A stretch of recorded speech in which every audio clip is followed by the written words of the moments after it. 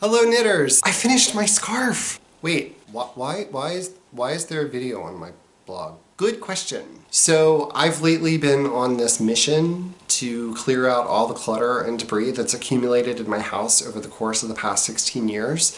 And I was clearing out the spare room and I happened to come across this camcorder that I vaguely remember buying for a vacation that never actually happened. I don't actually remember exactly where I was supposed to be going on vacation, although I have a sneaking suspicion it may have been Italy. I've canceled 3 trips to Italy in my life. And there was the time that I had to cancel a trip to Italy because I threw out my back. There's the time I canceled a trip to Italy because I had a kidney stone. And there's a time that I had to cancel a trip to Italy because my house was broken and needed to be fixed. Stupid roof. I'm cursed when it comes to Italy. So I found this camcorder and I used it to do the same thing that I always do with photographic equipment when it comes into my house. I recorded images of my cats. I know, it's riveting cinematography. So then I thought, just for giggles, I do a video blog, or a vlog. I think that's what the hip people call it.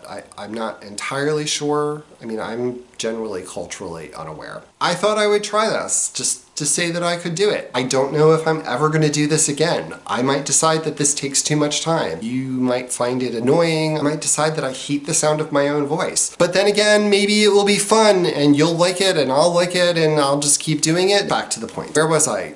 Scarf! Scarf! I have a new scarf! It's awesome. It's warm and squishy and 2-color brioche and all those good things. It's the Carmine and Rocco pattern by Nancy Marchant. I'm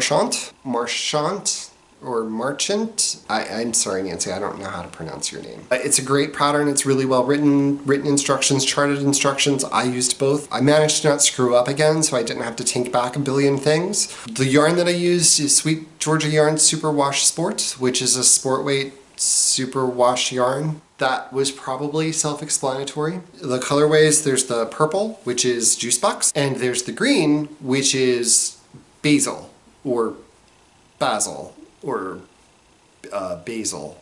I can't pronounce words. The only instructions that are not in the pattern are for the cast on and the bind off. It calls for a 2-color Italian cast on and an Italian bind off. Italy again, but you can find that on YouTube. I found it on YouTube. I actually think that it was Nancy who recorded instructional videos on YouTube to do that. I can include links somewhere for that. Although she doesn't say her name in the videos, which means that I can't pronounce it still. It's a very warm, squishy, stretchy scarf, and now that it's finished, I did what one does when one has a new scarf. I tied it in a bunch of different ways and took pictures, because that's what people do, right?